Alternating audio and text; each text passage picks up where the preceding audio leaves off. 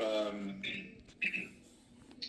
this is a business where you always have to prove yourself, and sometimes you see yourself in a role that others don't, and so you have to prove yourself.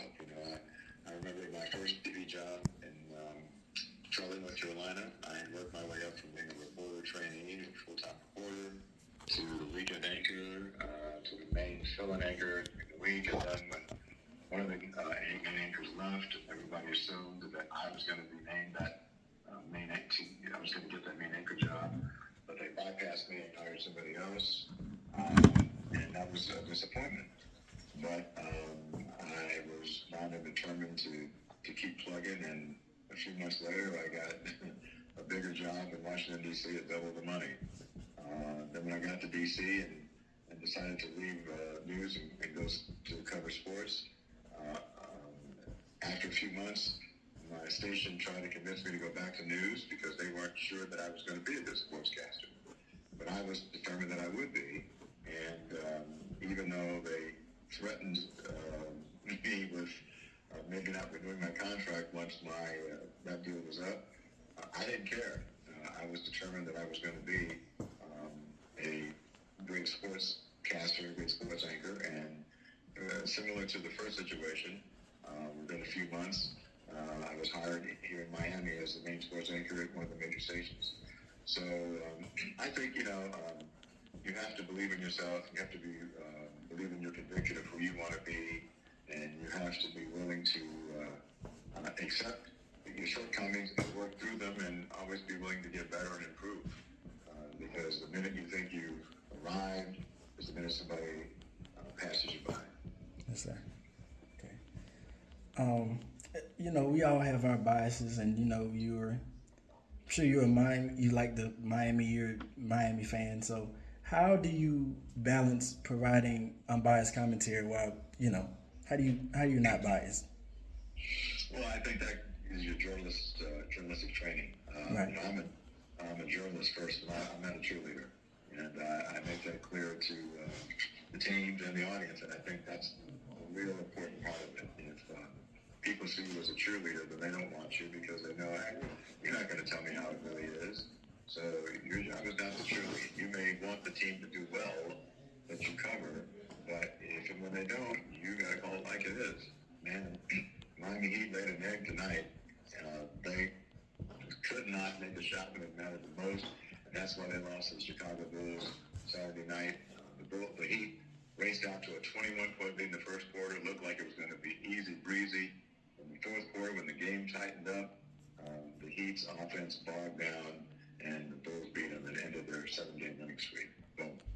Yep. And that's what happened in the game, right? Right. So that's my job. I didn't say, man, I'm really sorry the Heat lost that game. I thought they had it won. Golly, ooh, I was so hurt. No, I'm not a cheerleader. I'm a journalist. My job is to offer perspective and context. And if I, you know, and if I don't do that, then I haven't done my job. And so always remember that if you're going to be a sports journalist, you're not there to cheerlead. You're there to cover. Yes, sir. Before I ask you this next one, how much longer do you have? Because I don't want to keep you too long. Give me five more minutes. Okay. All right. Good. Okay. So, how has technology and social media changed the landscape of sports broadcasting during your career? That's an excellent question. So, certainly when I started out, you felt that the teams and the athletes needed you more than they do now. And I say that because if they wanted to get their message out, if they were doing something in the community, if they wanted to sit down and have people really get to know them as people, not just athletes, they came through you. And so you as a journalist were very vital to them in helping build their image. So in the 90s when I was in Chicago covering the Bulls and Michael Jordan, Scottie Pippen and those guys, it was a lot easier to get access to them and do interviews with them than it is now. because now the social media, the athletes feel that they can tell their own stories. You know, a lot of them have podcasts. They have, you know, big social media presences on X or Instagram or whatever. And so the disconnect is a little bit wider now, much wider actually than it used to be. So it makes our jobs a little bit more difficult, but I still think that there is room for good storytelling and great stories to be told. And just because an athlete says something about themselves doesn't mean that they know how to tell the story better than you. Right. Because they don't. Because they're not trained to do it the way we are. You know, we're trained to put our words together in a certain way. We're trained to use video and the audio of the broadcaster to, you know, complete the story and tell the story in a way that draws the audience in and makes them really feel and understand the message that you're trying to convey. That's our gift. Their gift is to play ball. Our gift is to tell their stories. Okay, yes, sir. I like that. Can you talk about the evolution of your broadcasting style over the years? Evolution of my broadcasting style? Yes, sir. Well, I just think that, you know, over time you become more comfortable with yourself. You know, you become more accustomed to the sound of your own voice. You become, you understand your routine and what makes you successful. You understand the things that you must do every day to be your best when you go on the air. And again, you know, I guess I would go back to that analogy of an athlete. LeBron James knows he can play basketball, but he always warms up before every game, right? Right. So it's not like LeBron ever says, well, you know, man, I've been doing this 20 years. I don't need to warm up no more. No, he understands the importance of warming up so that when the ball is tipped in the air, he plays his best. So, and he's developed a routine that he knows works for him.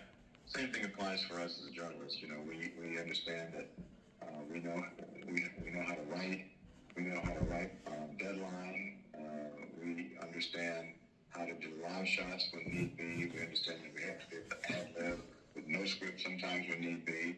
We know that we have to interview people and ask smart questions and the right questions. And we know sometimes if the game ends at 10:18 and we got to be live at 10:21, we got to be able to get our thoughts together and turn it around real fast and go on the air and nail it and be right the first time. So, you know, I think you go through a process of understanding how you have to get ready so that no matter the situation, whether you have 2 hours to write a story or 20 seconds to go on the air with the story, you've been exposed to that range of situations so you know how to prepare yourself to be the best in whatever that situation is. Yes, sir. All right, I have 2 more for you. Good. What advice do you have for aspiring sports broadcasters looking to break into this industry? Become a great writer. And my second piece of advice is become a great writer. And my third piece of advice is become a great writer. Okay. Everybody wants to be on TV and just get on there and yap and talk. Because and frankly, a lot of what you see now in That's what they sports do. broadcasting, first take, get up, you just see people on there running their mouths. Mm-hmm. But what you don't know is that, you know, Stephen A. Smith, Michael Wilbon, Mike Greenberg, even all those folks who have those platforms now, who you think are just running their mouths, have a foundation in writing. You know, Wilbon, Stephen A. were newspaper reporters for years before they switched to television. I have a foundation, a rock solid foundation in writing, so I know how to tell a story. I know how to make my subjects agree with my verbs. And so that is the most important thing. And frankly, it's your only insurance policy. You see a lot of, you know, jocks on the air now and who are just there spouting their opinions. And they have the right to do that because they played the sport at a high level, so they can be the analyst. Right. But if you didn't play in the NBA or the NFL or Major League Baseball, that ain't your route in. Your route is going to be in as a damn good journalist who can write and tell a story. And so that's the thing that I would emphasize. And then once you as you keep working on that, then you can develop your broadcasting skills. And you know, everybody is from a different part of the country. You have to work on your speech patterns, become aware of the words that you mispronounce, because all of us come from parts of the country where our upbringing will prompt us to mispronounce certain words, whether we realize it or not. I came from Chicago. I used to say get when I meant to say get. And so you have to become aware of that, because if you're going to be a broadcast journalist, that means you're a professional speaker. So you have to speak like a professional. So you have to work at that. And then I think once you understand all that, then you just learn how to relax and be more natural and be yourself. And ultimately, those are the people who succeed in this business, the people who are just themselves. You're not trying to be liked. You're not trying to be disliked. You're just you. And if people feel your sense of honesty in who you are and comfort in who you are, then they make the decision as to whether or not they will watch you or not. And that's the best world you want to be in. Because when you go on the air, you don't want to go on the air every day pretending to be somebody. That's too much work. Right. You want to go on the air and be the best Justin you can be every day. And if people like Justin, cool. If they don't like Justin, well, I guess I have to go sell insurance or something. But I think you understand my point. You know, Yes, sir. Yes, sir. The key in this business is to master your skill set and then be yourself. And it's an ongoing process. As my first mentor in the business told me, you never arrive. It's his way of saying that you're always looking to get better. Always. Yes, sir. Okay. This is my last one for you. What's your favorite aspect of being a sports broadcaster, and what keeps you passionate about a job? Well, again, you know, I'm anchoring news now, so I guess I'd have to answer that in the past tense. But I think what kept me passionate about it was that no matter how many games I went to, everyone was different. You know, no matter how many basketball games, how many football games, baseball games, everyone was different. The storyline always changed in some way or another. Now, the patterns of the trends may have been the same, but the storylines were always a little bit different, and that's what kept me going.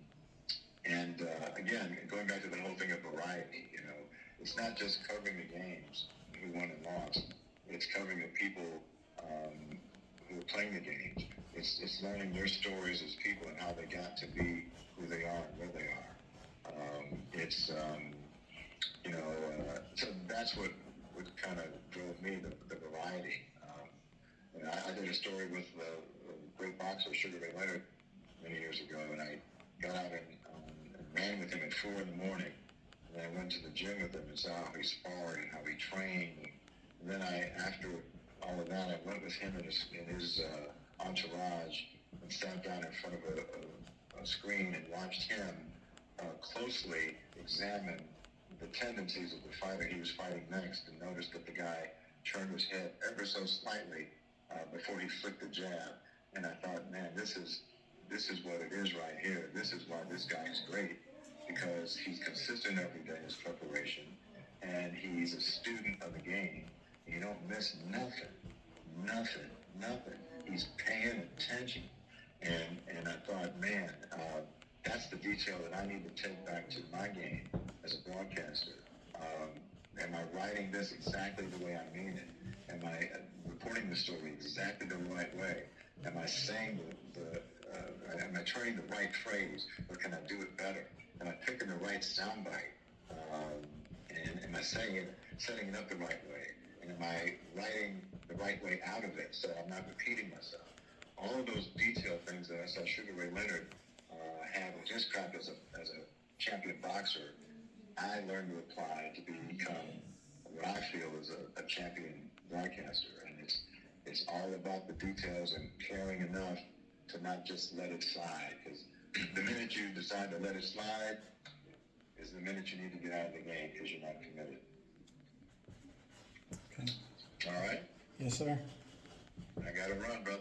All right. I appreciate you so much. I really do. Okay. Good luck to you. Let me know how you do it. All right. Yes, sir. Appreciate it. Okay, bye-bye. Bye. Mhm.